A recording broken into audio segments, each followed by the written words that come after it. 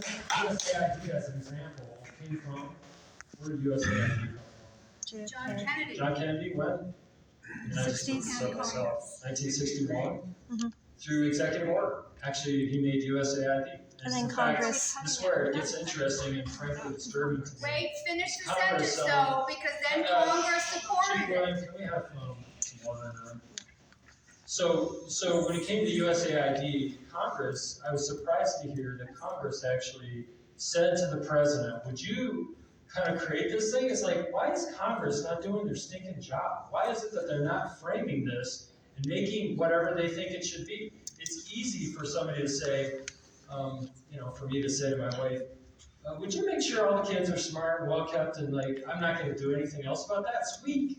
I think Congress should do its job, and I'm actually there to do my job. It's your job. And when that comes to, if we've got policy, we should go through the challenging process of trying to build a coalition of 435 people. You need 218 people to vote for your bill, and then you need 51 on the Senate side. That is challenging, but it's right. It's how it was set up in our Constitution.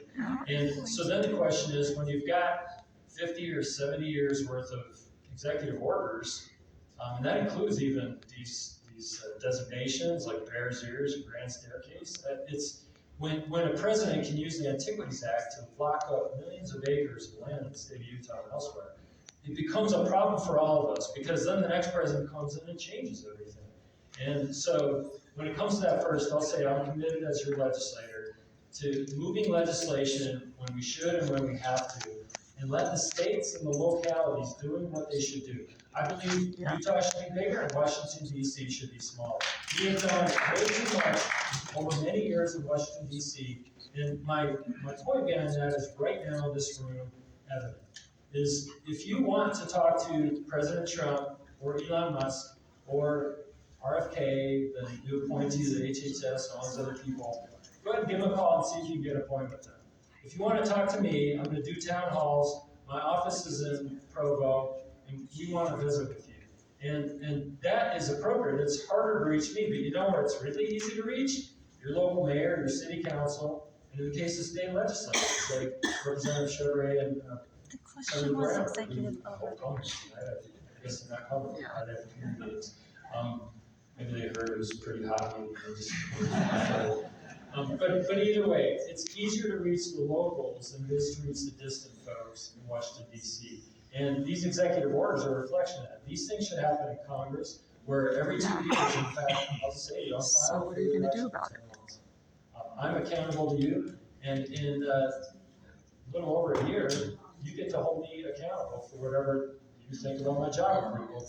So on a 2-year cycle, we're communicating all the time. And we constantly come to you people, and we should. I like that. I mean, I think it's appropriate. It's how we should do that. So I want less executive orders, I want more legislation, and only when we need legislation. I think I was with the state legislature yesterday, and I told those people, you pass too many bills and you can pass less bills. The answer is families in the localities, they can take care of these things. Yeah. We don't even need the state people to tell us how to do these things. Let's let people do that ourselves. The final thing I'll say on that really good question is that we are where we are today. I can't go back 80 years ago and make it different. So when we go back to 1961, where John F. Kennedy, my super great grandfather, put in USAID. I'm just kidding, he's not my great grandfather. I wish I had connection to old money and connection. I'm just an average poor Irish potato farmer guy. I don't have that side of the kid. But if I could go back to 1961 and say to Congress, you need to either pass specific legislation needing to not do this, or I can say to President Kennedy, don't make USAID because it's going to turn into something you don't want it to turn into. I can't do that. I have to take it for where it is today. And if you like USAID, then let's advocate for it and put it into legislation.